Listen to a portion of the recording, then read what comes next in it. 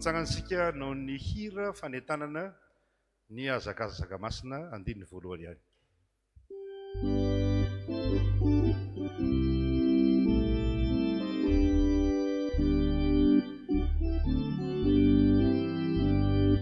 Yesu Kristi no mpamory zandamanitra yana filazantsara latsimiovany manakitra andeany isika iaraka anoyatra ny azakazaka voto sy filazantsara imata kasikara.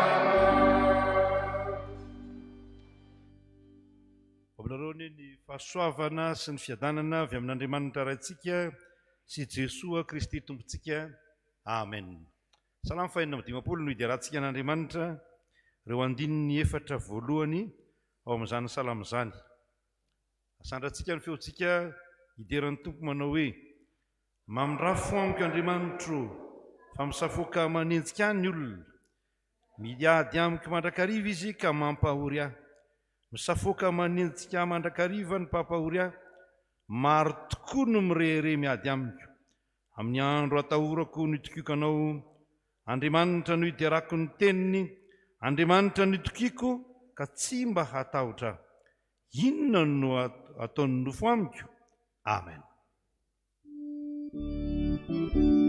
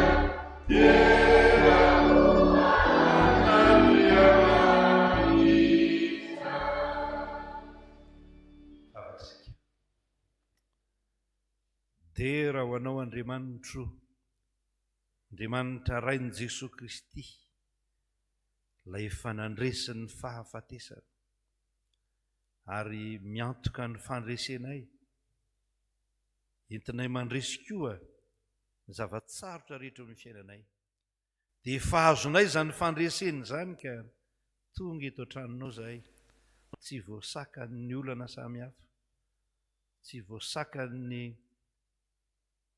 zava-manahirana rehetra, fa endro izay entinao mivoaka ao an-tranonay amin'ny fitahiana mahatretrika.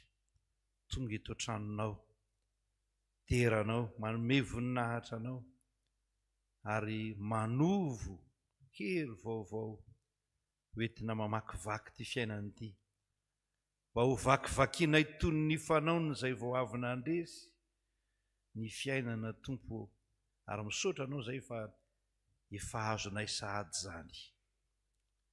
Dia raiso ny fidarana tolotra eto amin'ny fampivavahana, ireo manana anjara rehetra dia ho tahinao, ary ny vahoakanao dia omenao fitahiana avy amin'ny teninao, fa manova ny fiainany ny teninao, manova ny fiainanay ny teninao. Ny fanatrehanao dia adivarotra andro manalina ataonay, ary matoky izay fa manatrika ity fotoana ity ianao, noho ny amin'ny anaran'i Jesosy Kristy Tomponay, izay miamboninahitra sy laza miaraka aminao Andriamanitra, Ray, Zanaka ary Fanamasina. Amen. Mazoa toerana tompoko.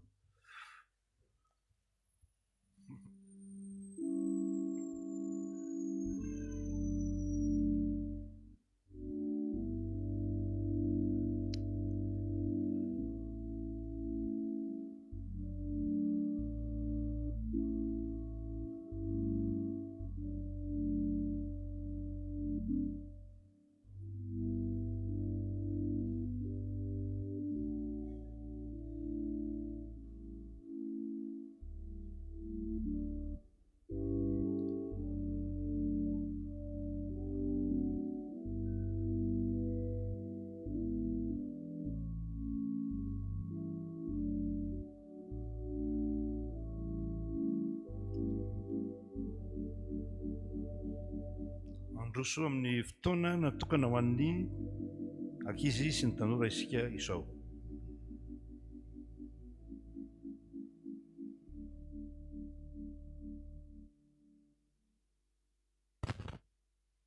Fifaliana ho an'ny sampana sekoly alahady no miarahaba sy manolotra ny tenin'Andriamanitra ho antsika mpianakavy ny finoana. Hivavaka tsika.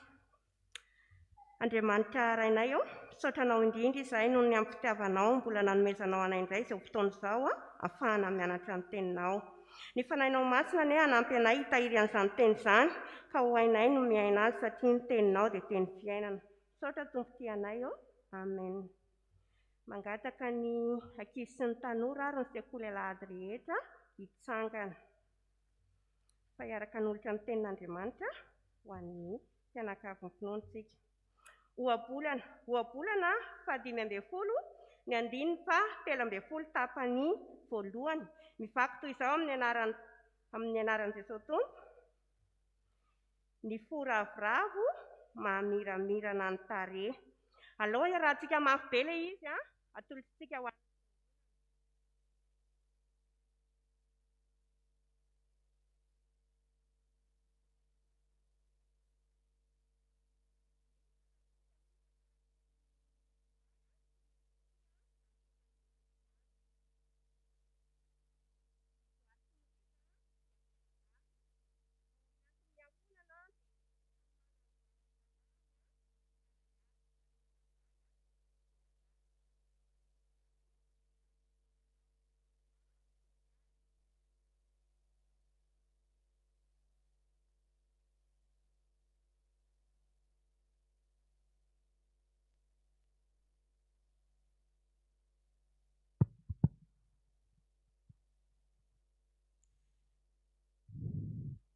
ao anatin'ny ankonana dia samy manana ny anjara rarahany ny tsirairay.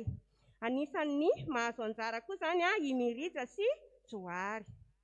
I Johary anefa amin'ny mahakely azy dia belalao. any ka tsy mahavita ny anjara rarany, fa imirija foana no lasa voahiraka manao ny anjarany, any ka tezitra izy, be famaliana, toa indraindray raha eritreretina hoe be lolo-po, dia naniraka anazy ny rainy, mirija mba ataovy kely ny ity, neny dadako, za foana manao, ijoary ataonareo milalao fotsiny dia za ihany ve miny ataonareo manao any rarany, nareo kosa e, dia ndanareo ataovy ny rarany e, dia manao ihany izy fa ataony amin'ny katezerana ilay izy.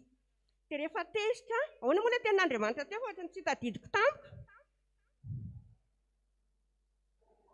Izay indrindra ilay tenin'Andriamanitra hoe ny fo ravoravo mamiramirana ny tarehy.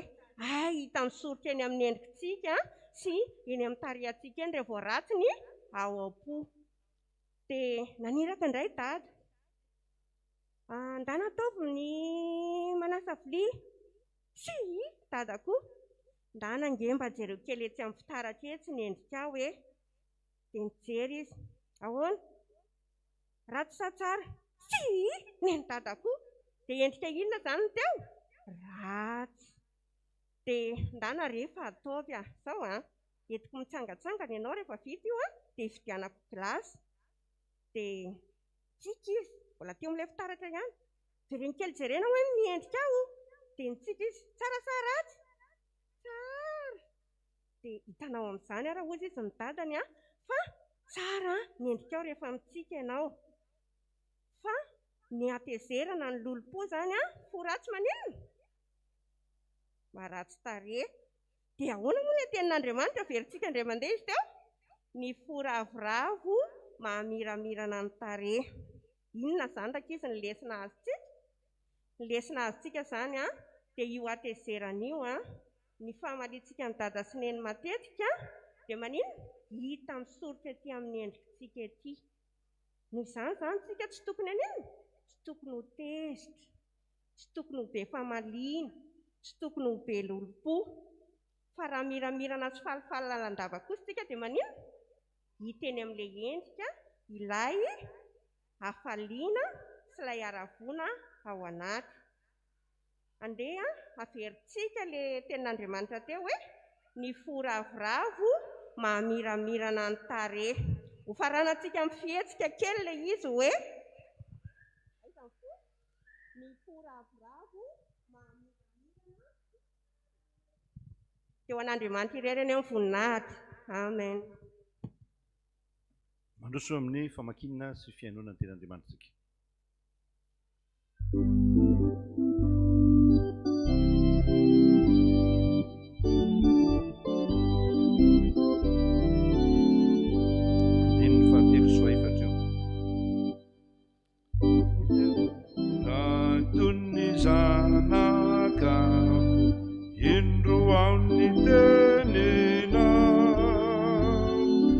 Sabatini fu annuerana illa razia disam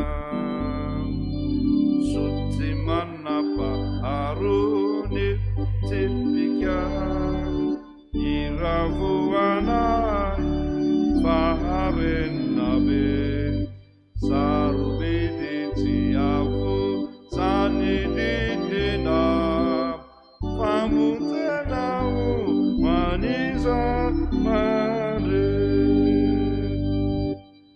rite sosio papia nata mamina imitenena tamisa maazana akatunidina Sutsimana Aruni Ketenika Irahuanai Farename Sarube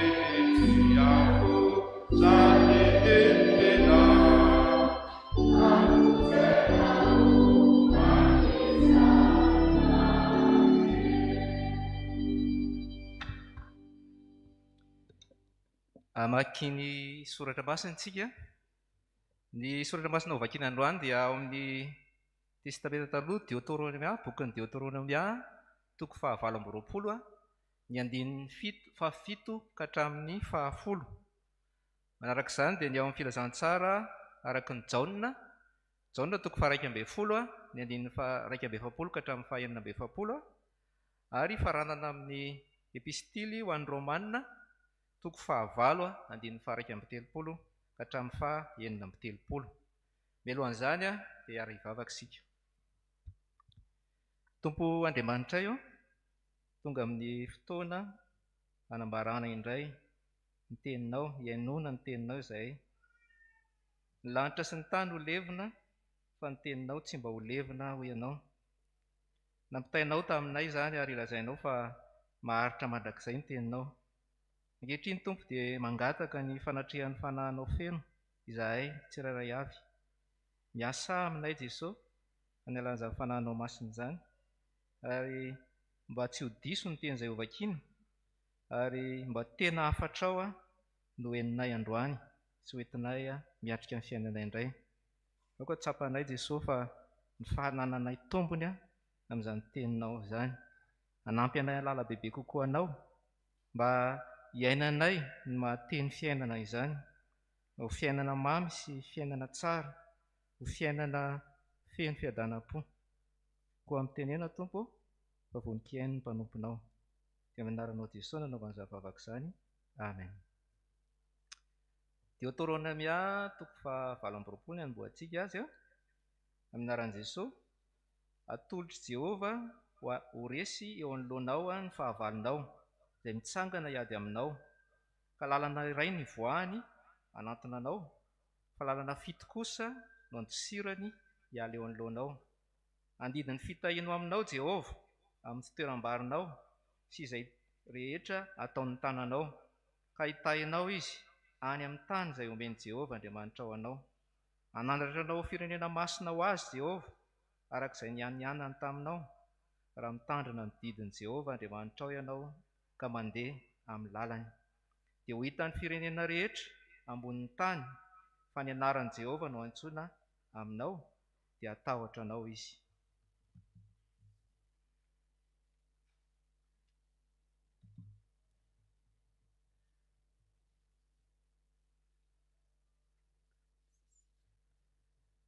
Dia nesorina ny vato, ary Jesosy dia nanandratra ny masony ka nanao hoe: raha eo, saotranao ao, faifanainao ahy ianao.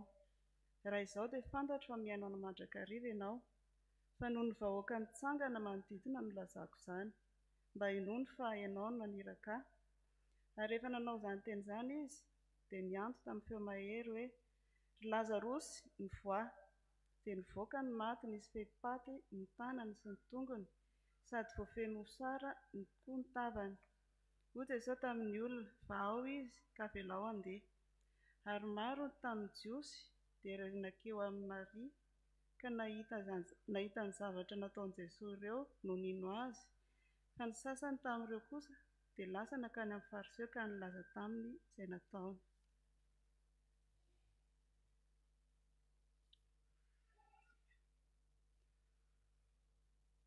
Inona ary no lazaintsika ny amin'izany zavatra izany? Raha Andriamanitra momba antsika, iza no hatohatra antsika? Izay tsy niaro ny zanany lahy fa natolony hamonjy antsika rehetra izy. Tsy omeny miaraka amintsika amin'ny mamaim-poana kova ny zavatra rehetra. Iza ny hampangana olom-boavidin'Andriamanitra? Andriamanitra manamarina azy. Iza ny manameloka? Kristy io no efa maty, eny, sady nitsangana tamin'ny maty koa, ka mitoetra eo amin'ny tanana ankavanan'Andriamanitra ary mifoana ho antsika. Iza no hasaraka antsika amin'ny fitiavan'i Kristy? Fahoriana va, sa fahatrana, sa fanenjehana, sa mosary, sa fitanjahana, sa loza, sa sabatra? Araka ny voasoratra hoe: fa noho ny aminao no namonoana anay mandrakariva, toy ny ondry vonoina no fijery anay. Ray masonao, manamasina anay amin'ny fahamarinana, teninao ny fahamarinana. Amen. Dia raha mitsangana isika hitsena ny afatra ny ten'Andriamanitra tompoko.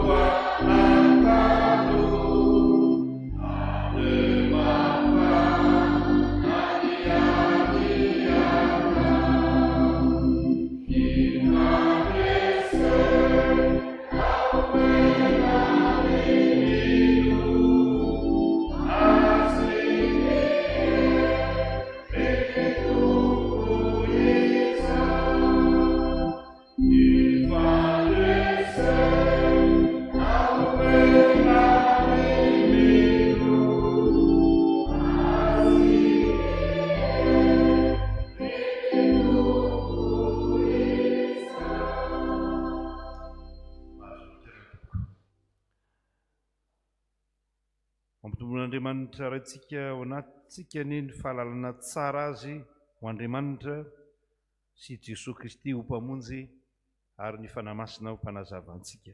Amen. Ny filazantsara araka ny Jaune 12 ry havana no torotenintsika amin'ity fidirana faharoa ity, eo andininy 1:7 ka hatramin'ny faha 9:7. Ny filazantsara araka ny Jaune izay manana mampiavaka azy amin'ny filazantsara telo, sona hoe filazantsara sinoptika moa ireo telo voalohany ireo mitovy fijery fa filaharan-javatra fotsiny no miova. Filazantsara araka ny Jaune dia mamelabelatra, manazava amintsika hoe iza marina moa zany Jesosy zany. Ity perikopy ity dia miresaka ny amin'ny hoe Jesosy zany dia mampandresy atsika amin'ny olam-piainana. Neo raintsika ny lohateny anankiray omentsika amin'izao perikopy Jaune 12 zao manao hoe ny fandresena ny olam-piainana, fandresena ny olam-piainana. Zany ho resahantsika. Ny olam-piainana moa dia tsy misaraka amin'ny olona io, fa misy foana ny olam-piainana. Misy anankiray izay tena manahira-tsaina ny olona moa zany fahafatesany. Misy maty ao an-trano, misy maty ao amin'ny fianakaviana, dia sahira-tsaina ny olona. Vao eo zao mandre olona mitantara tamiko, vao eo mihitsy. Misy olona izay teraka dia maty. Zazakely velona ny olona maty. Tao anatin'ity volana ity tsika dia nahita fahafatesana maromaro. Nandre niara-niaina tamina fianakaviana maromaro tsika tato amin'ny fiangonana. Misy mbola tanora tamin'ireny. Adiozy ny olona hoe tato anatin'ny 2 volana tato halan'ny olona tanora daholo. Jery ny fiera-para tokoa ianao amin'ny nécrologie, any amin'ny gazety ireny dia mahita ny fahafatesan'olona, olam-piainana anankiray. Misy olona mamoy fo, tsy ny fahafatesana ihany ny olam-piainana fa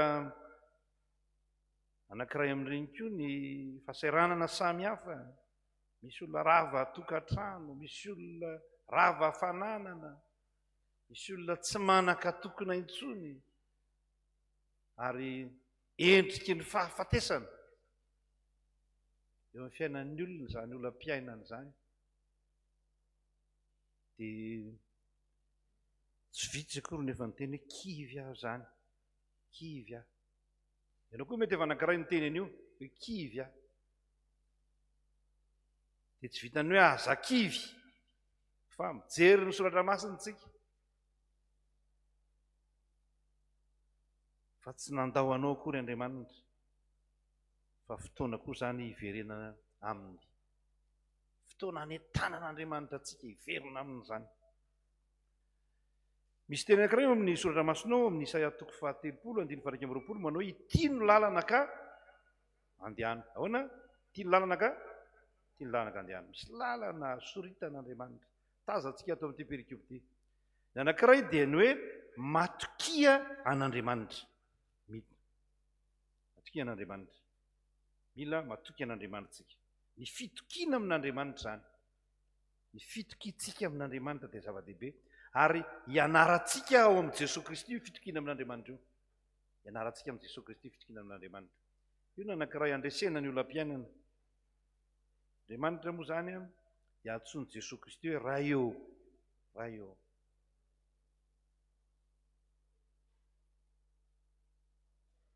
Jesosy no miantso raha eo. Laza hoe akaiky Andriamanitra. Raha azo hitokiana. Tsy dia tena fiteny malagasy loatra ny hitokisana, hitokiana ny marina, hitokiana Andriamanitra. Azo anteherana Andriamanitra. Ary matanjaka kokoa ny maharay an'Andriamanitra. Mihoatra ny mahazanany atsika. Io fa tsy dia sara amin'ity akory zany. Matanjaka ny maharay an'Andriamanitra, ilay hoe patera hozy izy. Andriamanitra zany tsy manao antsika ho zanany fotsiny mba ho tezaina ho anarina na sahala amin'izany, fa Andriamanitra dia mitady ny tombontsoa atsika, miaraka amintsika Andriamanitra. Iany hoe ray io dia hoe raiko ianao, ianao no tokiako, ianao no miaraka amiko, ary matoky ianao satria mahery ianao. Efa mandeha eo amin'ny fiainantsika dia misy zavatra tahaka izao hitantsika. Raha mandeha alina zao ianao, mandeha alina be, ary eo ry Andriamanitra mahagaga lehibe momba antsika, miaraka amintsika. Mandeha alina ianao dia matahotra, dia indro misy olona anankiray tonga avy any manao hoe andao tsika hiaraka fa maizina ny andro. Dia inona no mitranga? Inona no mitranga? Misy olona miaraka aminao, matoky ianao fa nisy olona niaraka taminao, fa izao tsy niova ny aizina. Ny andro mbola maizina foana, tsy miova ny aizina. Takizany koa tsika miaraka amin'Andriamanitra io, mety tsy miova ny toe-javatra, fa niova kosa ny fitokiana satria matoky an'ilay miaraka amintsika. Izay Jesosy Kristy moa rehefa nanangana Lazarosy dia hoe raha io, raha izao dia fantatro fa miaino ahy ianao. Misy teny nataona teolojianina protestanta anankiray, Dietrich Bonhoeffer, fa ianareo ihany izany anaran'izany, Dietrich Bonhoeffer. Izao ny teny teolojianina io manao hoe ny finoana ozy izy dia mijoro na dia tsy mazava aza ny lalana. Ny finoana dia mijoro na dia tsy mazava aza ny lalana. Zay mety tsy mazava amintsika ny lalana fa miaraka amin'Andriamanitra tsika. Izay ilay hirantsika moa zany, hiran'ny korale efa taloha be tamin'izay mbola korale, mety tsy mba fantatsika loatra ny inona ilay hira. Anareo efa mba zokojoko niaraka korale taminay taloha, tsy mba fantatsika loatra ny fitondran'Andriamanitra any akoatry ny rahona, miatra vao mampiaky. Zay nge io e, zay ilay miaraka amin'Andriamanitra zay.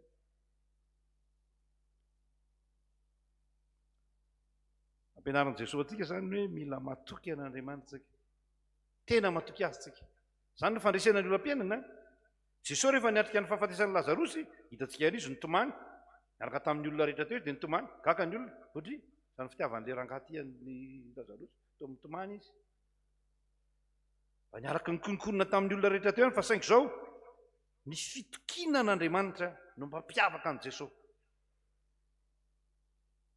Toy ny efa nahazo sady izy amin'ny zavatra rehetra, satria mahafantatra tsara fa Andriamanitra dia rainy ary manome azy izay ilainy. Ka dia mafiso ny fitokiana an'Andriamanitra, mafiso ny fitokiantsika an'Andriamanitra. Sarotra izao fiainana izao ekeny izany, maizina ny lalana indraindray, ekeny izany. Misy olona izao mitantara amiko rehefa any amin'ny lalana rehetra alehana ihany na fivoriana samy hafa taona ihany, dia hoe ny olona efa nitady asa nandritra ny 8 taona 10 taona tsy mahita asa, maizina ny lalana. Ahoana izany olona tsy miasa mandritra ny 10 taona izany?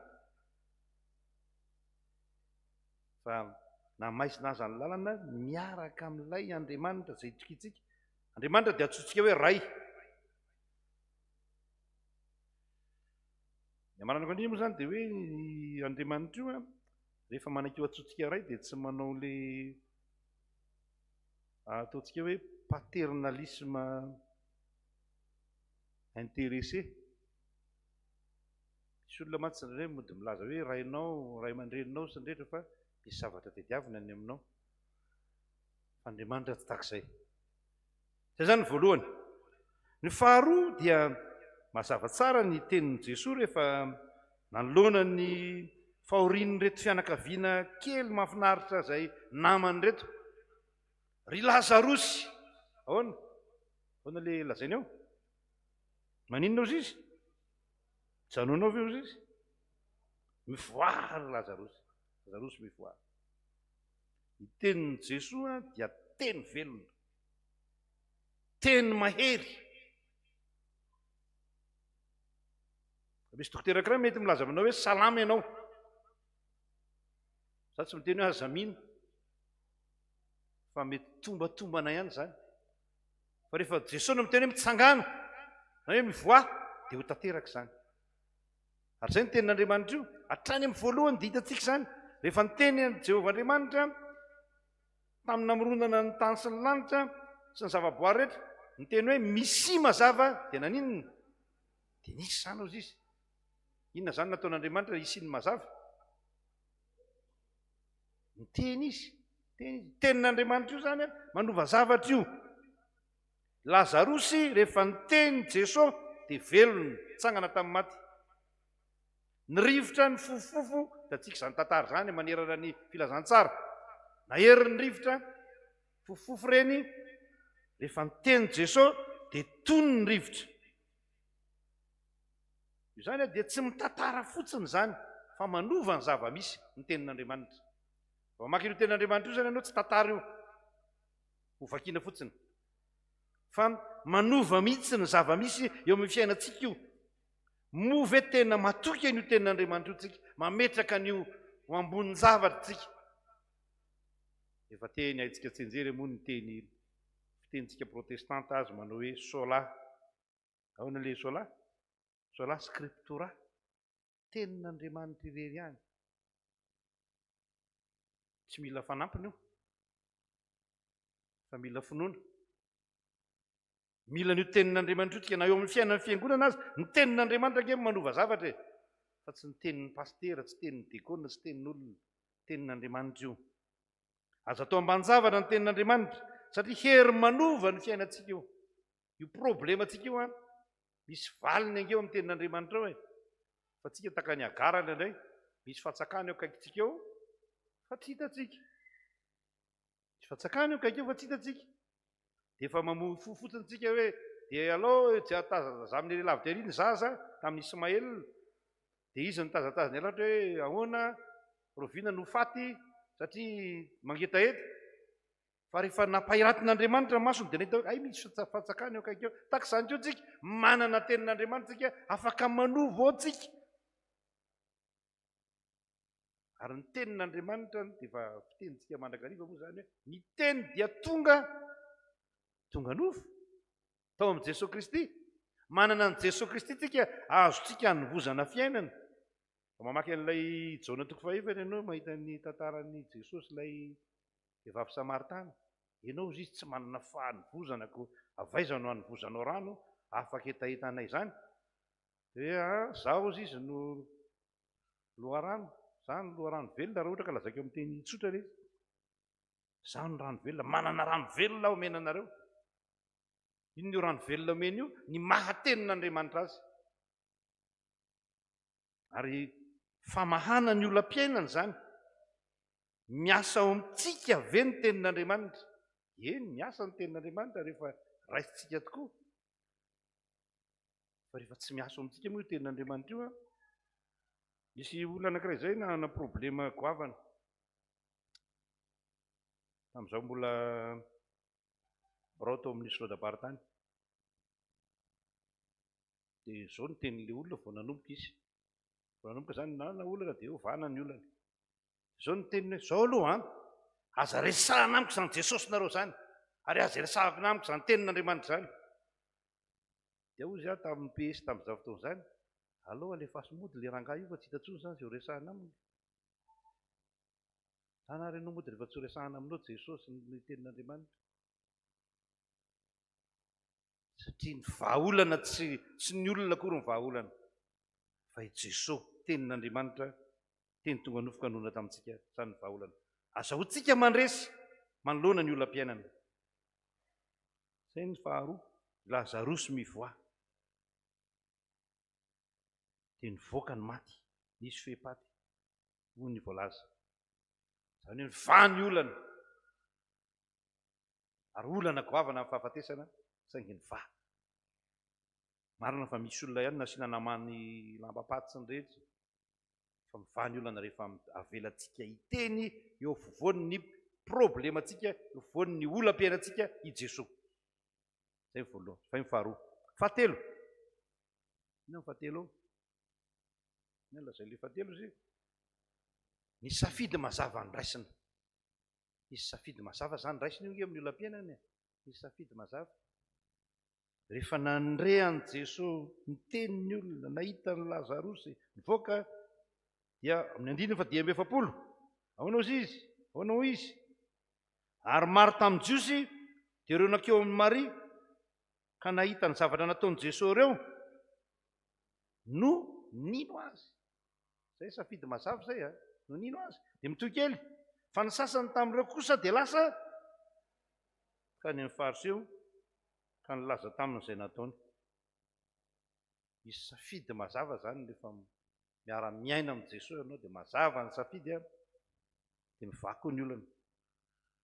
Inge ny fiainana raha ny tena marina sy ny problema no tokony fanapahakevitra fa ny fanapahakevitra na ny safidy nataontsika no manapaka hoe makaiza ny fiainantsika.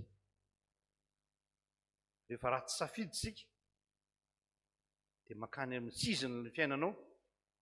Eto zao dia mazava rehefa nandre nahita ny olona any Jesosy zay niteny ka nampitsangana ny maty nampitsangana ny Lazarosy nino izy manam-pinoana. Safidy zany hoe na hoe anam-pinoana ianao na tsia. Sasany moa zany nandeha raha ohatra ka amin'ilay fiteniteniny ankizy amin'izao fotoana izao dia lasa be takalaza tany amin'ny fariseo tany. Anteny laza tany jery tsara fa nanao an'izao indray izy tao hoe natsangany tamin'ny maty indray Lazarosy mety zany ka mandatarainy zalata fa mazava ny safidy. Ary io famahana olana io amin'ny fiainantsika dia mila manao safidy mazava tsara tsika eo anatrehan'ny olana. Rehefa tsy mihinan-kanina zao ianao na hoe sahirana amin'ny sakafo mety misy asa azo atao ihany ka na misafidy na hiasa na tsy hihinana. Zay na miasa na tsy mihinana. Ahoana ny tenin'ny Paoly zay tsy miasa dia aoka izy tsy hihinana.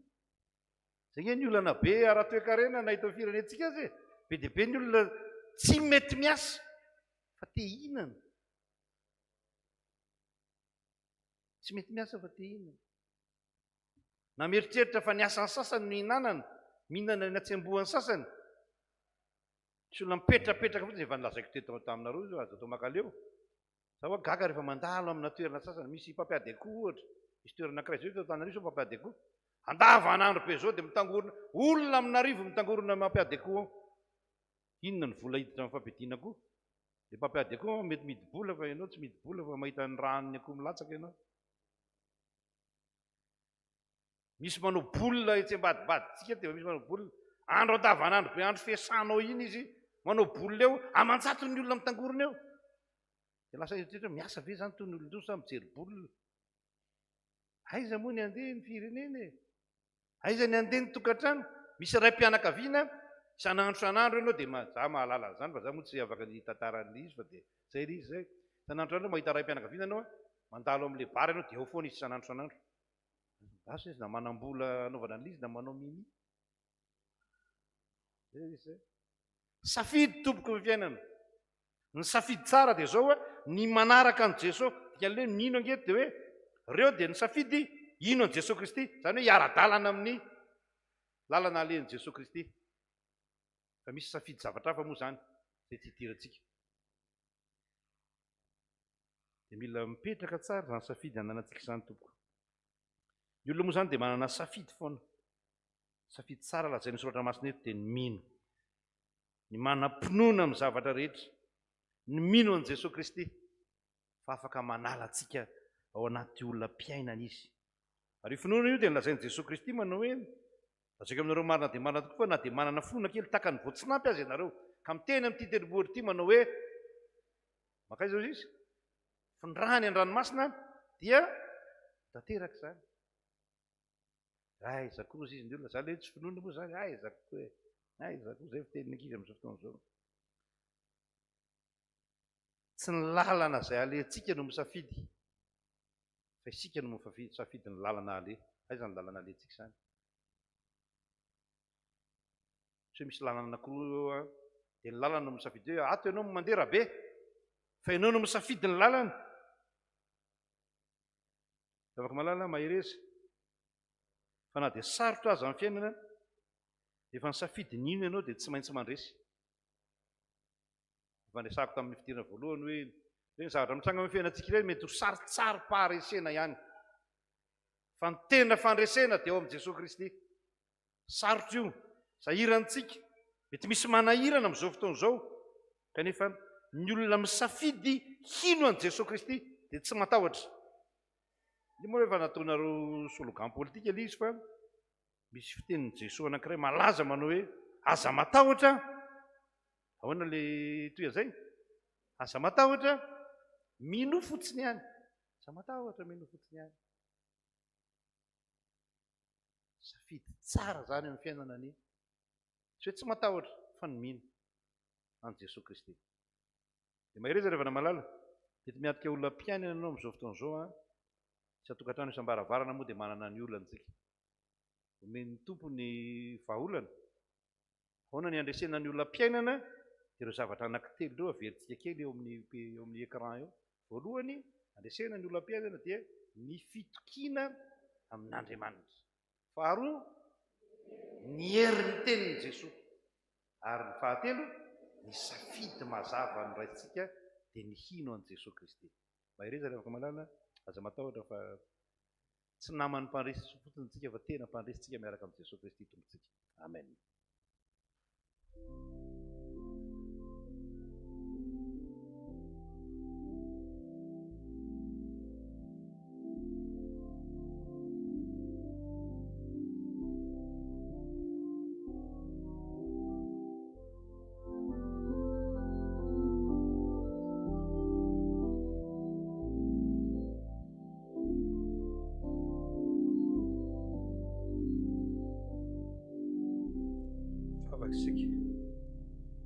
Ry Jesosy tomponay io, misaotranao izahay noho ny amin'ny teninao, manova ny fiainanay.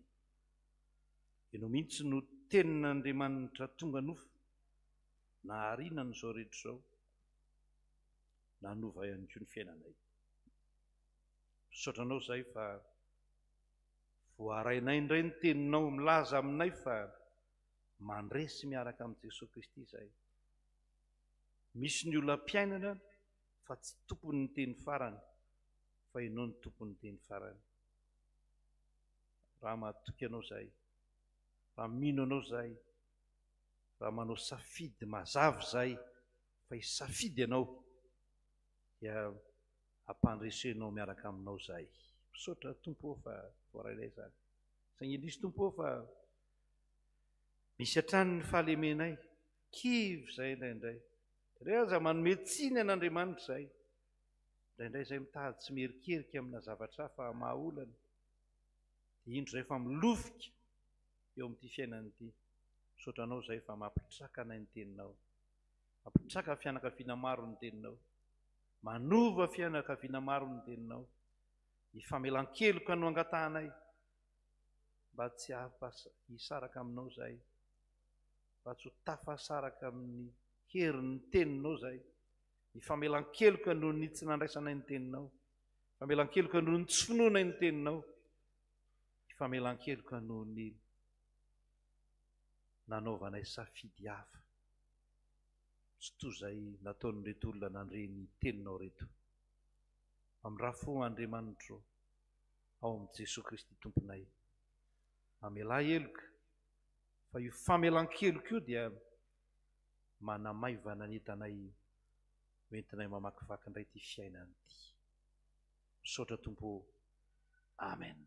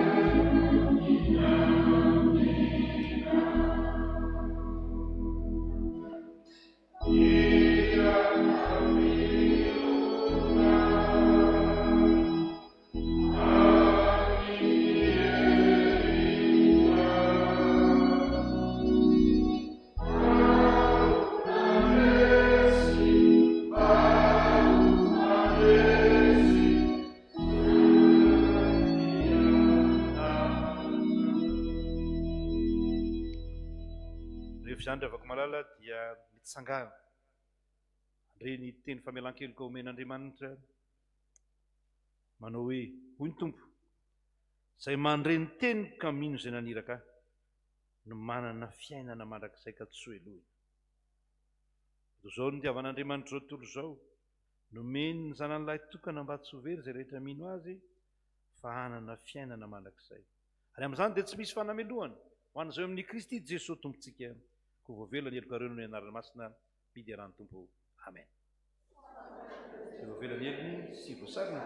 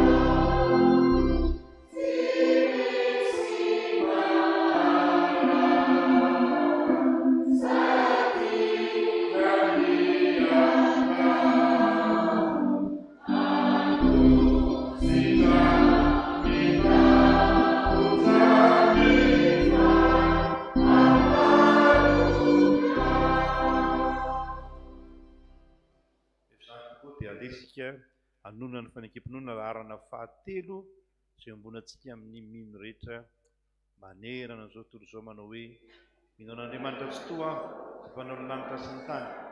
Andriamanitra dia fanahy, Andriamanitra dia fitiava, Andriamanitra dia manjaka hatramin'ny taloha indrindra.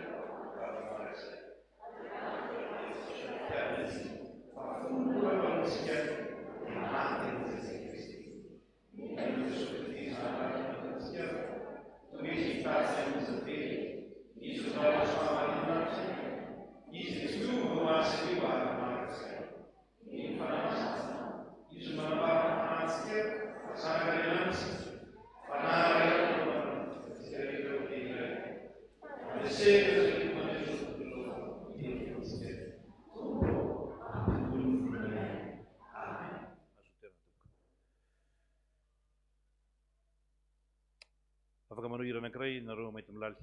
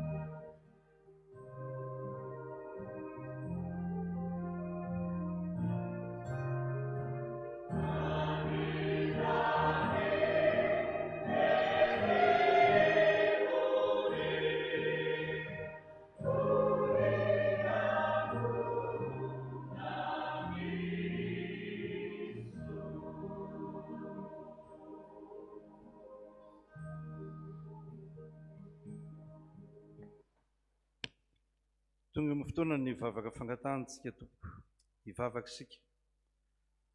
Misotranao zay raha io noho ny amin'ny teninao. Misotranao zay fa efa noraisinao zanakao zahay tamin'ny alalan'i Jesosy Kristy. Misotranao zay noho ny fiazonanao ny fiainanay, ka indro zay misitraka ny mahazanaka anay tokoa eo anatrehanao Andriamanitra. Misaotra Tompo noho ny amin'ny fampipovavahana zay mbola eo an-dalana zany zay ankehitriny, fa fifaliana ao anay ny mahita fitio masonao amin'ny zavatra rehetra Tompo, ka anananay toky fa mandresy zay miaraka amin'ny Jesosy Kristy. Misaotranao noho ny amin'ny teninao iny zay manoro lalana anay hoe ity ny lalana ka andehano, mba azahoanay mamaha olana amin'ireo olam-piainana samihafa manjo ny fiainanay, manjo ny fiainan'ny fiangonana, manjo ny fiainan'ny firenena.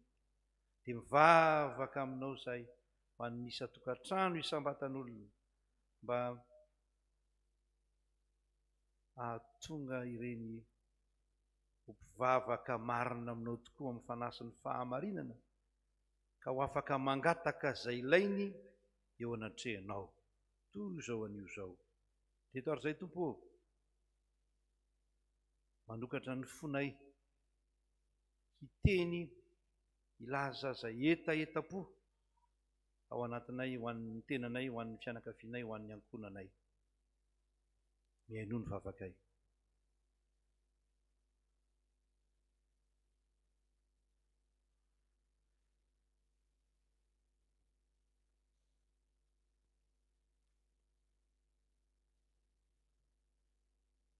Mahatoky ny zava-mahagaga ataony ny teninao zahay. Rehefa tafiditra eo amin'ny fiainanay ny teninao, dia miova ny fiainanay. Sy tranony marary, ny ory azafoinao, tsy mananasa omeo asa, hikamboty sy ny mpitondra tena, aoka hiahy azy ianao, hitrapa-sairanana, dia fangio amin'ny fitiavanao, ka omeo zay ilainy. Toy izany koa ny fiangonanao eto Salemo vaovao, vavaka ho an'ity fiangonana ity zahay. Anao ty fiangonana ity, anao koa zahay.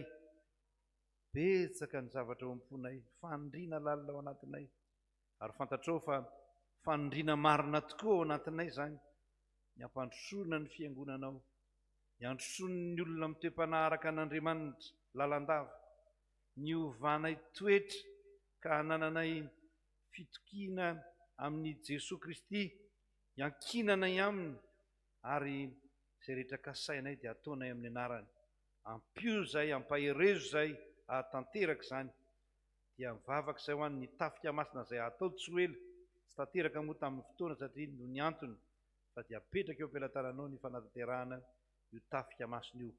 Da io koa ny fanorenana ny trano Besalema izay eto ambadika eto, matoky izay fa eo an-tananao ny zavatra rehetra, ary matoky anao izay fa raha ianao no miasa, iza moa no asakan'izany Tompo.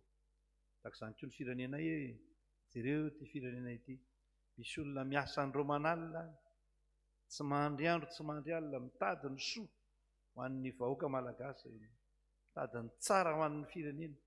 Da io reny Tompo, arovo reny, fa misy koa any miasa amin'ny fanakorontanana ny firenena, ny fanapotehana ny firenena. Tsara ao reny, fa mpitsara marina ianao.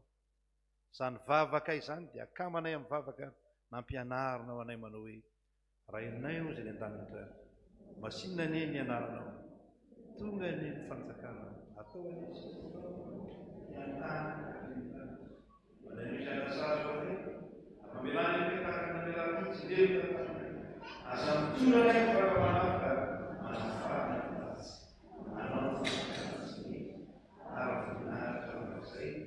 Amen. Misaoran'Andriamanitra tsika no ny amin'ny ty-alahady ravana malala.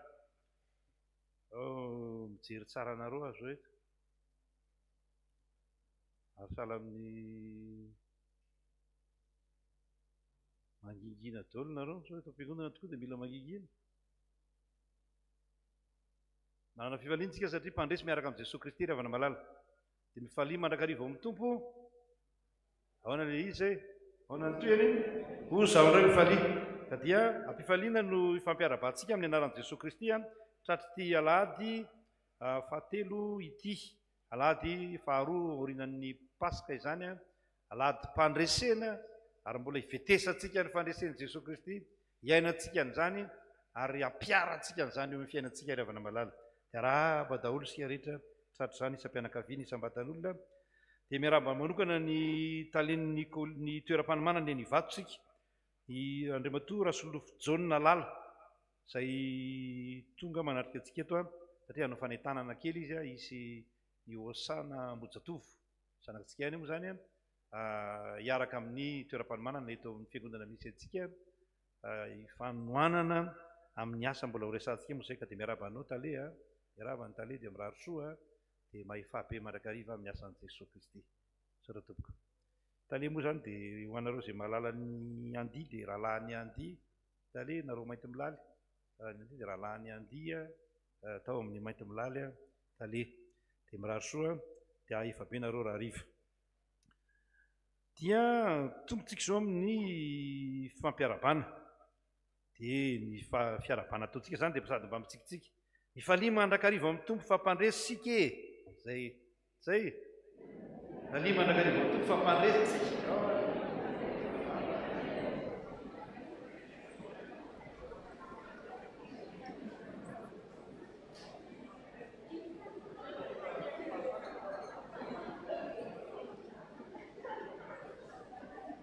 Olona mandresy samy falifaly fa tsy mitoritory zany misy olona falifaly zany olona nandresy zany dia atory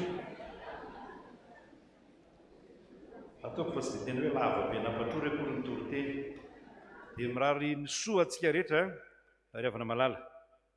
Sao tsika ny fitiny raharan'ny fiangonana hoentin'ny mpitantsoratra ny fiangonana aorinan'izany fitiny raharam-piangonana zany dia andray fitenenana ny talen'ny toeram-panomanana.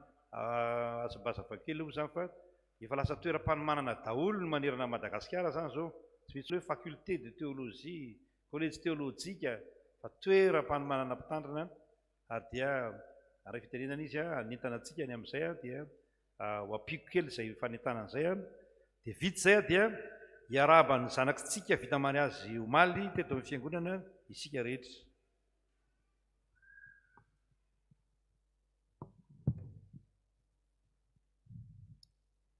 Mpandresy ny tompo miarabantsika rehetra indray nahatratra ty alahady fahatelo ity izay mbola nitahin'Andriamanitra antsika ka nanomezany ny fahasoavana tsy tapaka ho antsika isan'andro.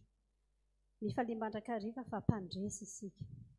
Misy moa ny asa sy fampaherezana rehefa alahady fahatelo tahaka izao dia misaotra anareo mpiandry avy amin'ny fiangonana Rahavavy tonga fanampy amin'ny fiangonana amin'ity anio ity.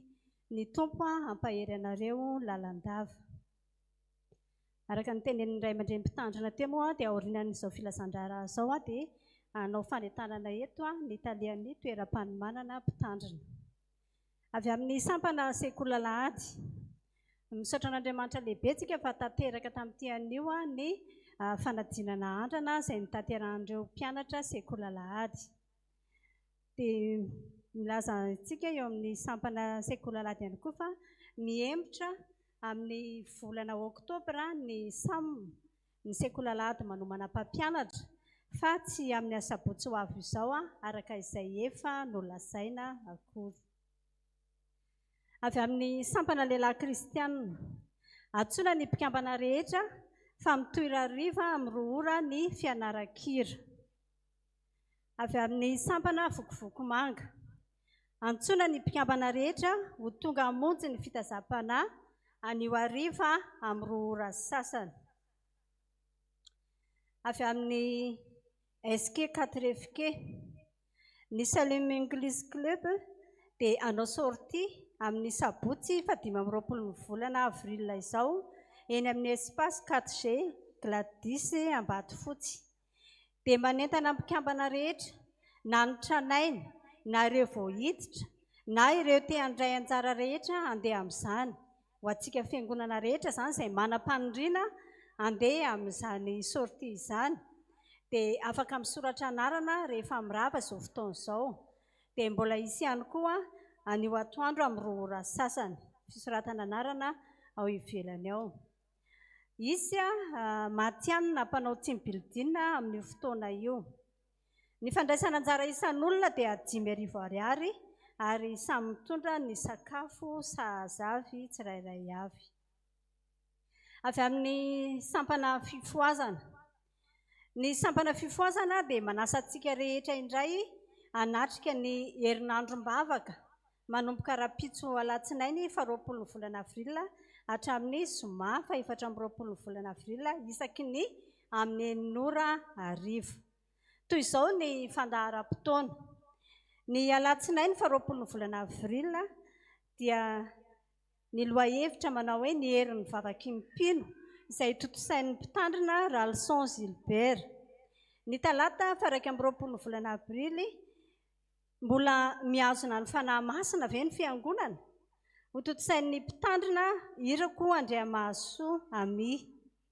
Ny alarobia 12 volana avrily ny protestante réformé manoloana ny LGBT izay ho tanterahan'ny ray aman-dren'ny mpitandrina eto an-toerana Randremisata Rosé.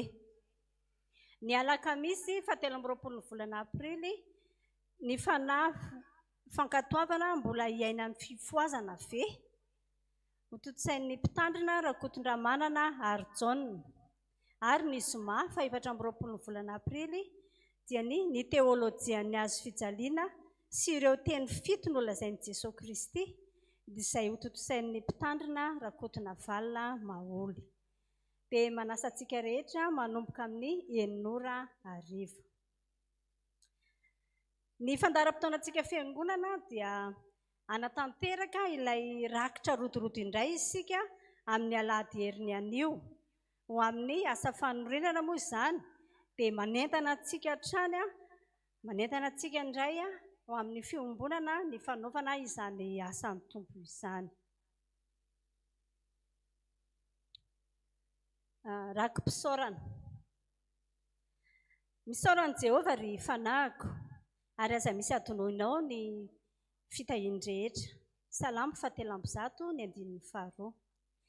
Rakim-pisaorana noho ny fahavitan'ny fanambadian'ny Tojo sy Rosalie dia manolotra vola 1 million d'ariary izay mitsinjara toy izao. STK 200,000 ariary, Sekulalahady 200,000 ariary, Taniketsa 200,000 ariary, ny mpitandrina 200,000 ariary ary ny fanorenana 200,000 ariary.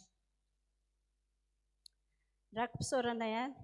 Misaotra an'Andriamanitra lehibe noho ny fitantanany nandritra izay 70 taona izay ary mbola misaotra azy ny amin'ny taona rehetra izay omeny. Ny manolotra vola 40,000 ariary ho an'ny fanorenana dia mangataka vavaka.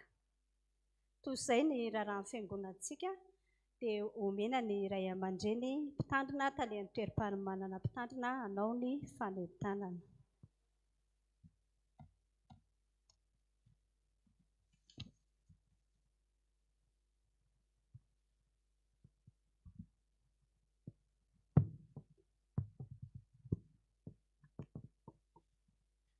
Misaorana Jehovah ry fanahiko ary izay rehetra atao anatiko misaorana ny anara-masina.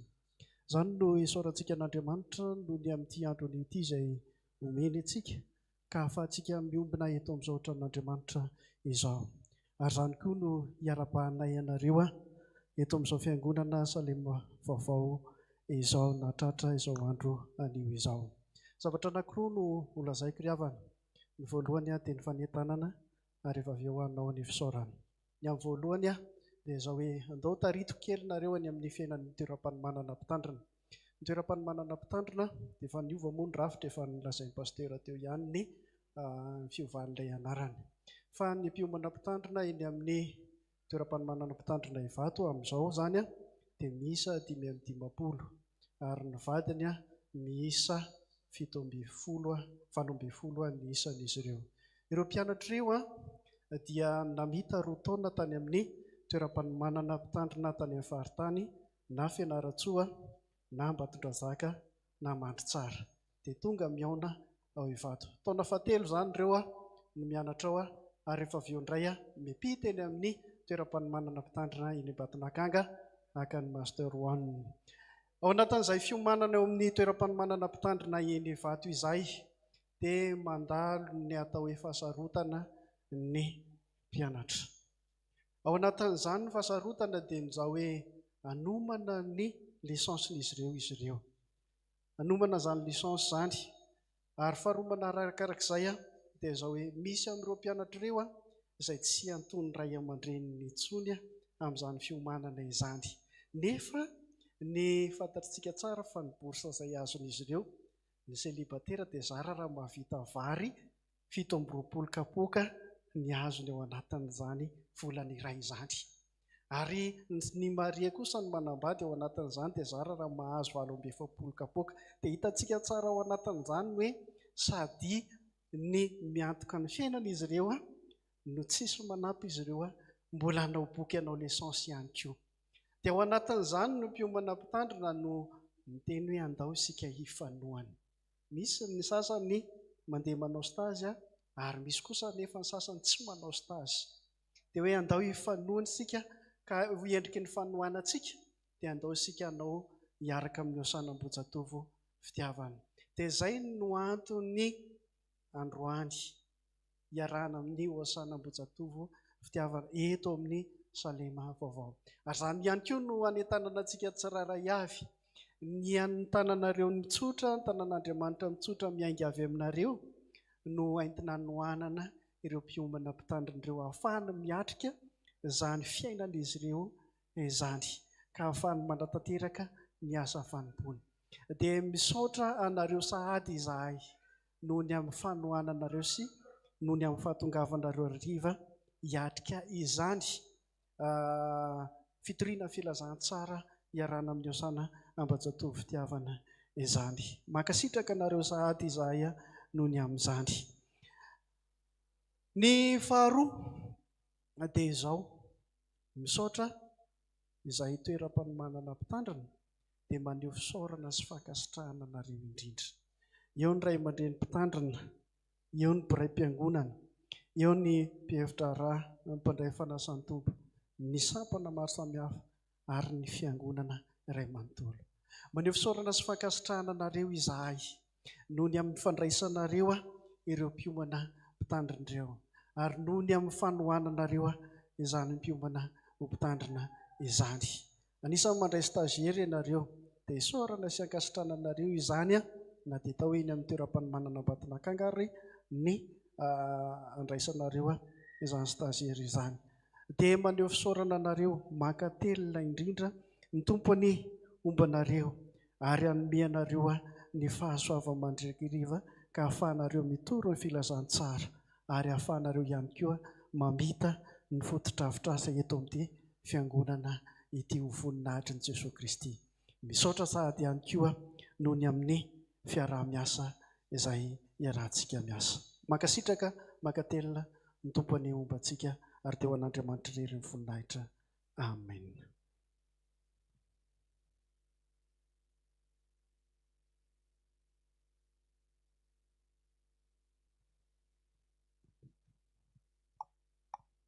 Roso amin'ny fiarabanany vita mainantsika sofa na izany aza dia misy fanazavana kely ataoko mikasika an'iny itsika iarahana amin'ny toeram-panomanana mpitandrina iny.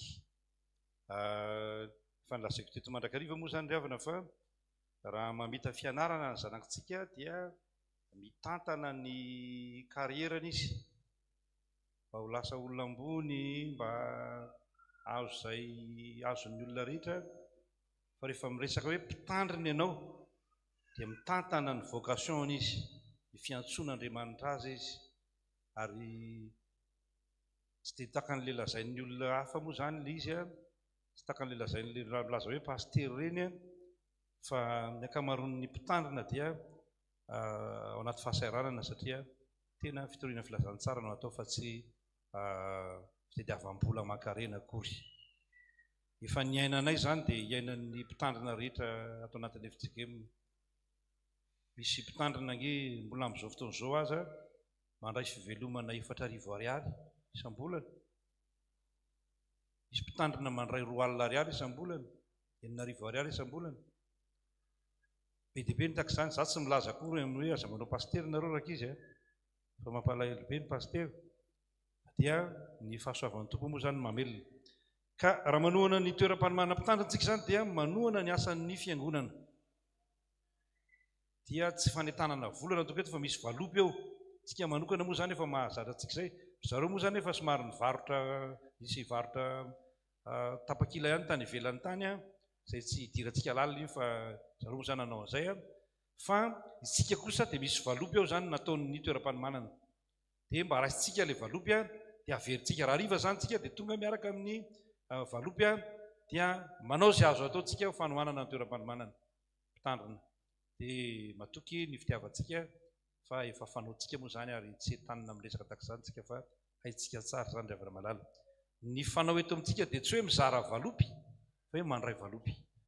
Ka raha mitahana azy eny zany diakona dia ianao no miteny hoe raisiko ny valopy, meo valopy aho, fa tsy miteny an'izay moa zany aho dia tsy omeny diakona satria tsy tena mbola vonona ny amin'izay zany. Ka dia mahereza tompoko inoko talefa efa vonona ilay valopy vonona ilay valopy, vonona ilay valopy isy anankiray aty zany hitana azy dia isy anankiray atsy ivelany dia aotsika zany ny mandray valopy dia mamerina valopytsika raha hariva tongava miaraka amin'ny tompo, hiaraka amin'ny osana, hiara-mideran'ny tomposika fa fifaliana ho antsika izany. Misaotra tompoko dia makasitraka sady izay mety ataontsika. Ataontsika ravana malala androso amin'ny hira 39, andininy voalohany, andininy faharoa, amin'ny feony FFPM ihany, iny ny tena feony iny marina fa dia safindraony iny tsy tena feony iny fa dia ataontsika fotsiny moa aloha FFPM no irantsika azy dia mandroso ianareo mivady vita mariazy omaly ho arabainy nareo fa vita ny mariazy dahara.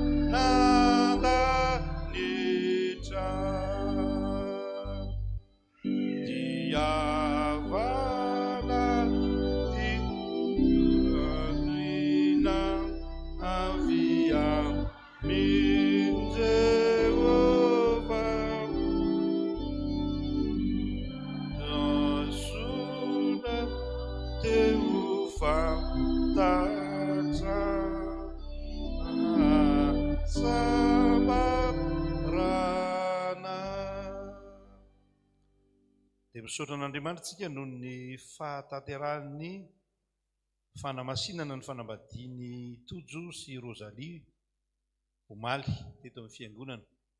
Misaotra tsika noho izany dia miarabanareo mivady vita soamantsara ny mariazinareo. Dia tsika fiangonana miara-misaotra an'Andriamanitra amin'izy ireo ka hipitsanganana tsika no mivavaka fisaorana an'Andriamanitra. Misaotra anao izay Andriamanitra rainay io fa rain'ny fianakaviana rehetra manaiky anao Andriamanitra tompo sy mpamonjy ary ho ray ianao. Misaotranao izay fa fikasana ihany amoreny ary mijanonao fikasana raha tsy tanterahana. Tanteraka soamantsara ny mariazy omaly fanamasinana ny fanambadiana izy ireo dia misaotra sy mankasitraka anao izay dia manantena fa hiaraka aminao mandrakariva izao tokantrano izao. Fa ny tena tenanay dia hoe ianao hiaraka aminay araka ny teninao raha hoe momba anareo mandrakariva mandra-pahatonga ny fahataperan'izao tontolo izao.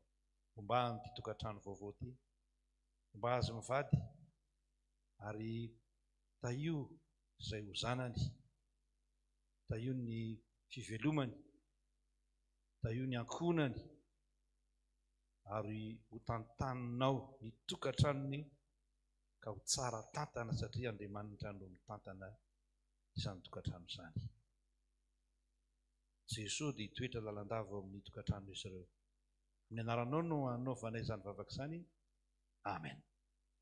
Dia misaoran'Andriamanitsika no ny fahatanteran'ny mahalasinareo fady rakoto nirina tojo mamin'ny aina sy ravo nirina Rosalie nirina daholo moa izany nareo. Rosalie Albertine. Za vao nahita an'ireto mpivady reto aloha dia osy tamin'ireo dia tsy nanaiky avo izy tamin'ny voalohany. Ary mitovy be nareo tsy mivadivady foana moa ilay fa mitovy ihany ny endriny. Dia tandana mijery fitaratra rehefa ny an-trano fa mitovy nareo. Dia arabainy nareo fa vita mariazy. Mahafinaritra. Ny psychologue dia milaza hoe rehefa elaela mivadiana dia mitovy ny endrika.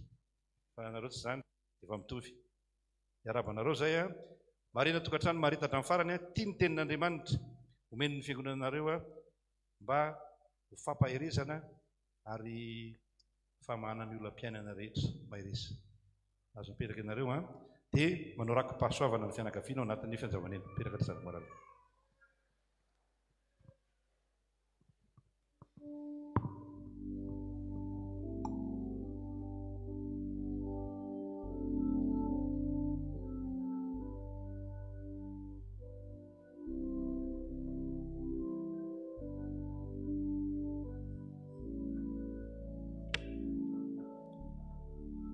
Sy mpivady efa elaela mivadiana izany dia mijery efa fitaratra rehefa tonga any an-trano fa mitovy nareo.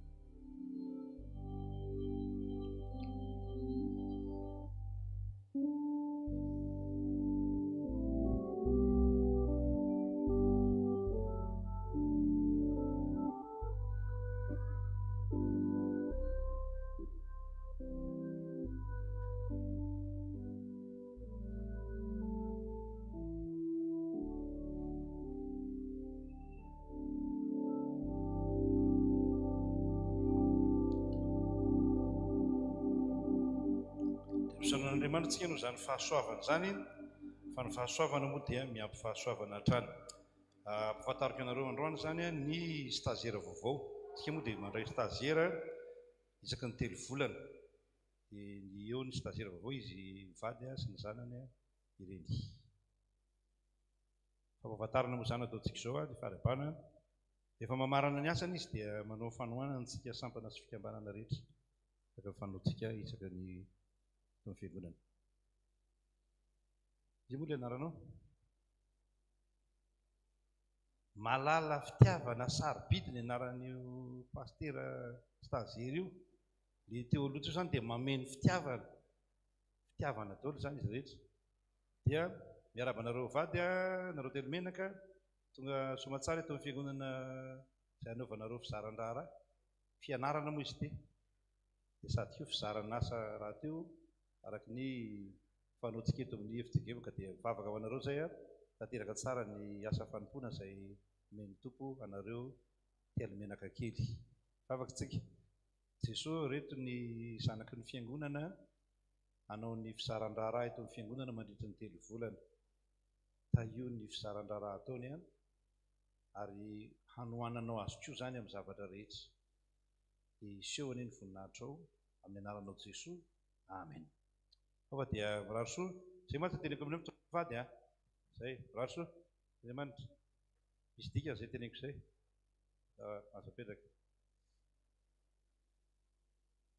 Amin'ny culte voalohany teo mantsy izy reriny teo.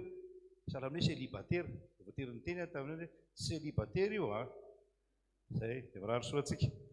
Dahorantsika rahavara malala androso amin'ny zavatra hafa dia ny fandoratena masina ho an'ny tompo dia nirakitra izany ndavary.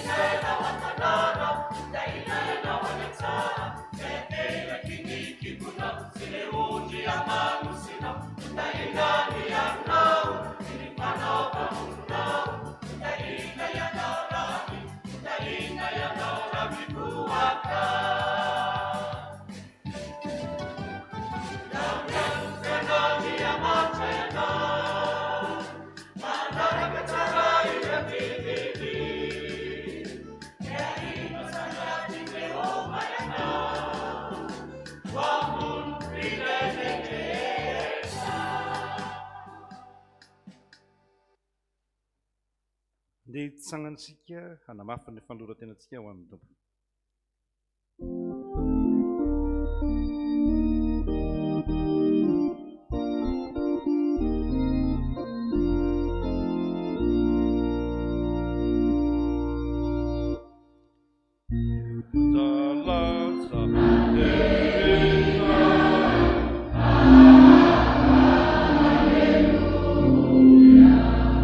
Yes,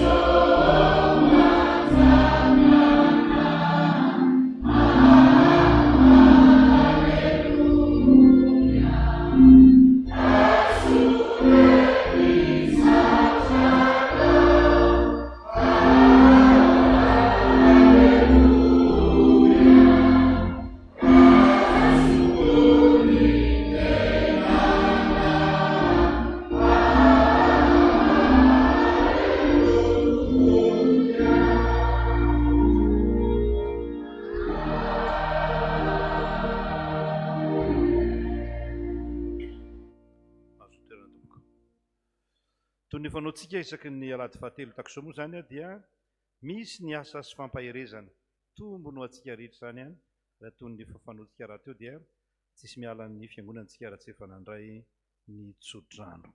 Andisika ravana malala iroso amin'izany raika amin'ny fitopolo amin'ny zato andininy telo voalohany io irantsika dia mandroso ny fandaminanareo mpiandry mba azahoan'ny olona mandray izany asa sy fampaherezana izany.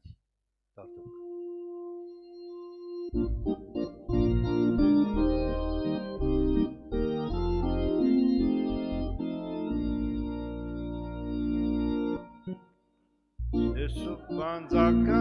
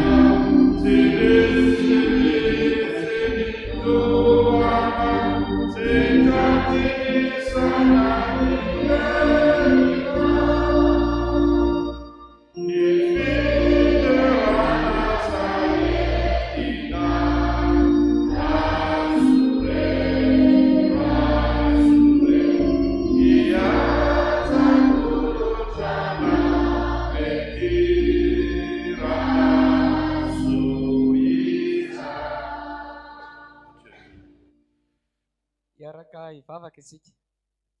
Jesosy Kristy Tompo, ho amasinina miaraka amin'ny ratsy toso ny fanahy masina ny anaranao. Misaotranao izay satria manaiky anatrika sy asa eto ianao ka ampahery ny olonao. Dia mamelary ny heloko ny vahoakanao. Tivy amin'ny ranao masina izy ireo fa mangetahetanao ny fanahy ary maniry anao ny nofiny.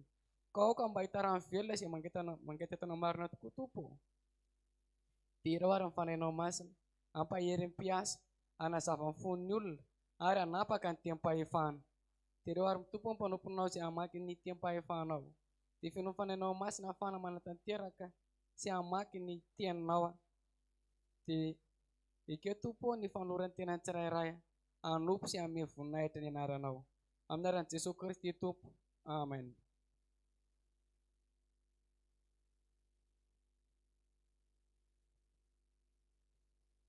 Izao rehefa naty ho vakena amintsika ny tem-pahefana izay hoentina hanorenana izao asa masina izao. Amin'ny anaran'i Jesosy, lazaiko aminareo marina dia marina tokoa izay mino ahy. Ny asa ataoko no ataonko, ary hanao asa lehibe noho izany aza izy satria izao mankany amin'ny ray. Ary na inona na inona angatahanareo amin'ny anarako dia ataoko izany mba hankalazana ny ray eo amin'ny zanaka.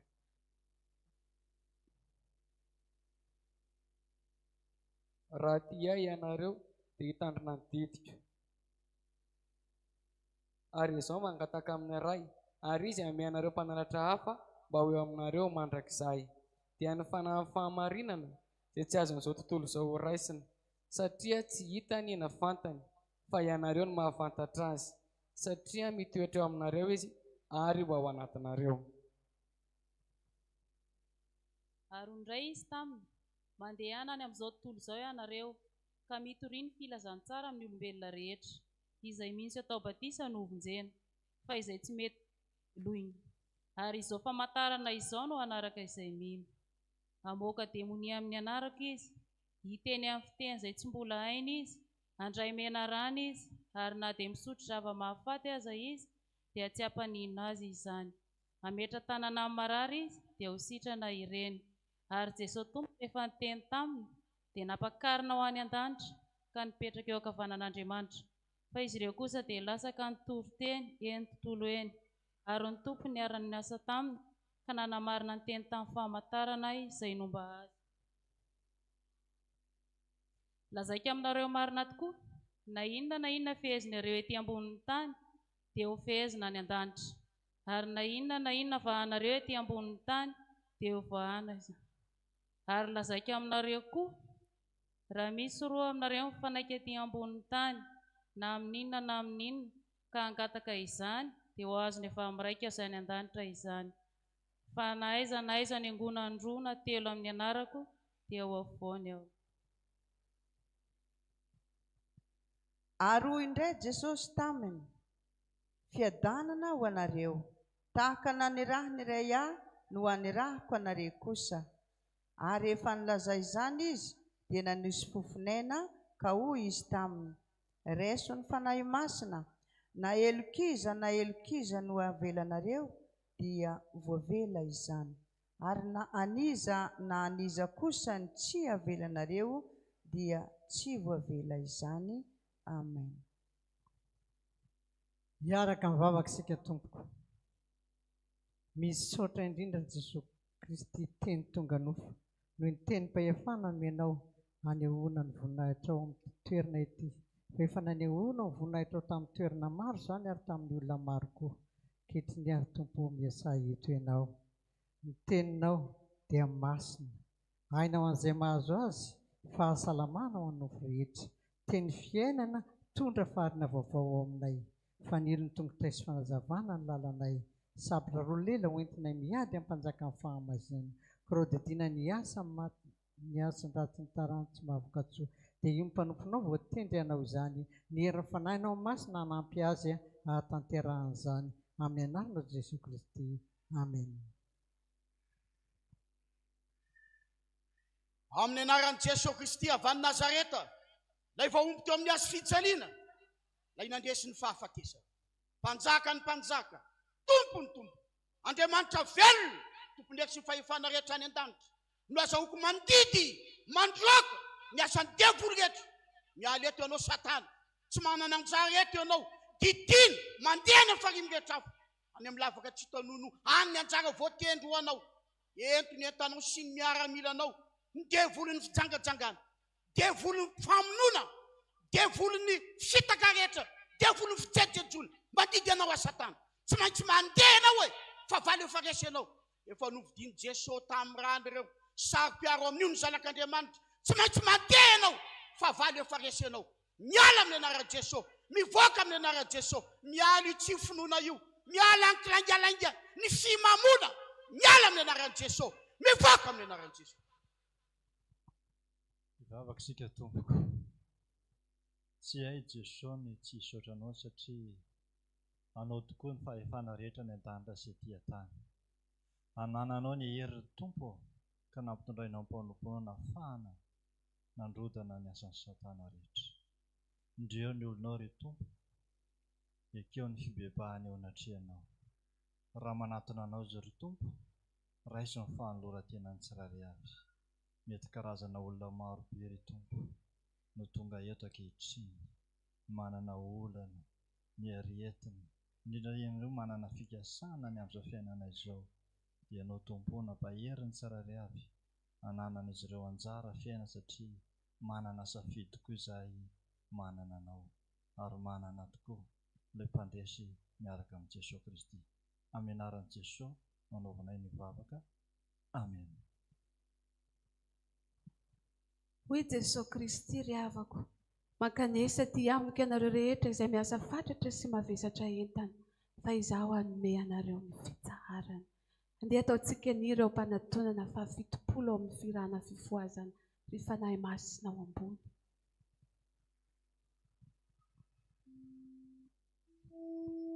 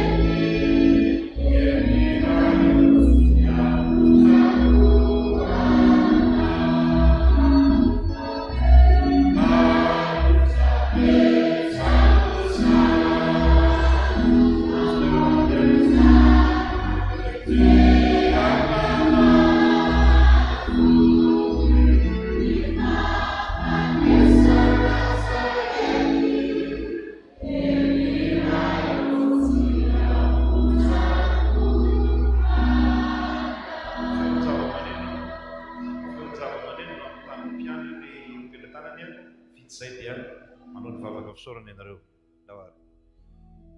Mbola misy vitsivitsy mbola miasa dia ao dia verena amin'ny toerana ny mpiandry tsy miasa tsony.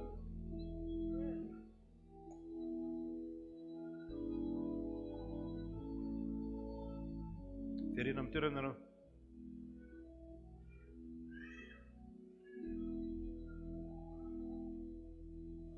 Ivavakitsika ry Andriamanitra rainay tsara indrindra, rainay anao amin'ny alalan'i Jesosy Kristy Tompo-tianay. Misaotra anao izay satria vita ny fanompoam-pivavahana sy ny asa sy fampaherezana izay notanterahana teto tamin'ity anio ity. misaotra Jesosy satria tsapanahy fa nanatrika teto ianao, satria ianao no tompony asa indreo ary ny vahoakanao Jesosy izay nanantona anao tamin'ny tiany io ity.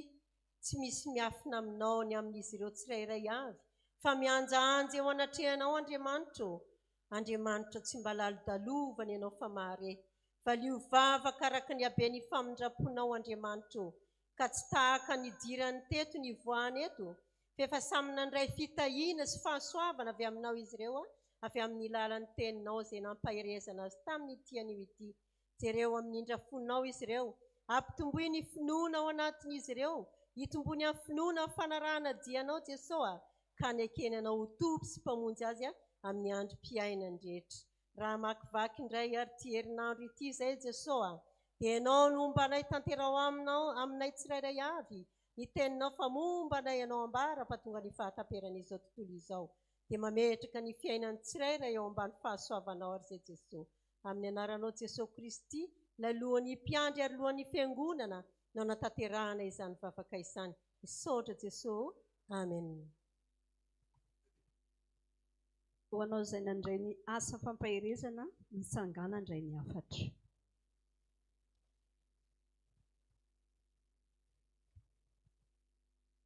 Amin'ny anaran'i Jesosy, Jehova dia mpiady mahery, Jehova no anarany. Ny kalesy ny farao sy ny miaramilany natsipiny ao amin'ny ranomasina. Ary ny kapiteny voafantina naletiny any amin'ny ranomasina mena. Ny tananao kavanana Jehova malaza amin'ny hery, ny tananao kavanana Jehova manorotoro ny fahavalo. Amen. Tsika ny hira voalahatra amin'ny famaranana, ny fampivavahana, dia raisina ny tsotrano, dia mipetraka tsika aorian'izay. Daholo.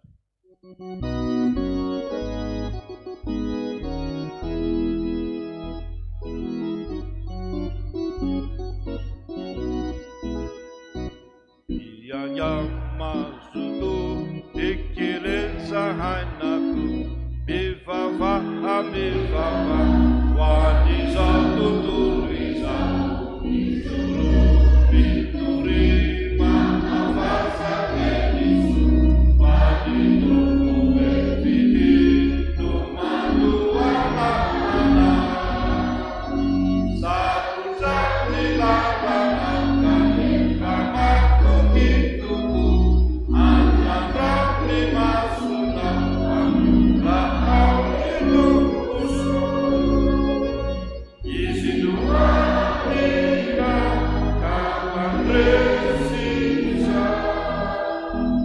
umairesa itu unupana isidua ika kawan resisa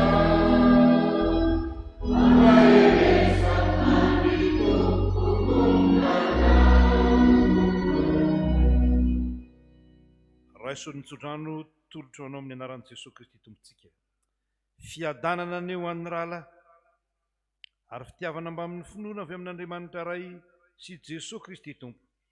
Ny fahasoavana ane ho an'izay rehetra tian'i Jesosy Kristy tompontsika amin'ny fitiavana tsy mety levina.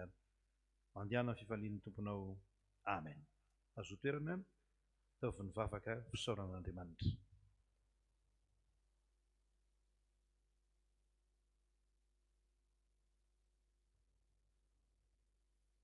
Dia ho anao Andriamanitra tokana sady hendry irerian'ny voninahitra amin'ny anaran'ny Ray sy ny Zanaka ary ny Fanahy Masina. Amen. Dia mirary ny fitahin'Andriamanitra ho antsika rehefa malala. Afarana amin'ny zavatra anankiroa tsika tompoko. Ny anankiray dia misy ny fifanohanana amin'ny toeram-panomanana eny vato fa nanentana teo taleha, misy valopy eo zany raisitsika, dia asitsika fanohanana zany dia tonga koa tsika raha hariva amin'ny firy moa izy taleha? Amin'ny roa sasany dia tonga koa tsika toaniny toeram-panomanana tompoko fa fanohanana ny fitoriana filazantsara, ny fanohanana ny toeram-panomanana sy ny mpianatra, dia mirary soa atsika rehetra. Dia ny komity mivory, komitin'ny fandroendana mivory ka tokomenina mianatra raha hariva. Misaotra tompoko.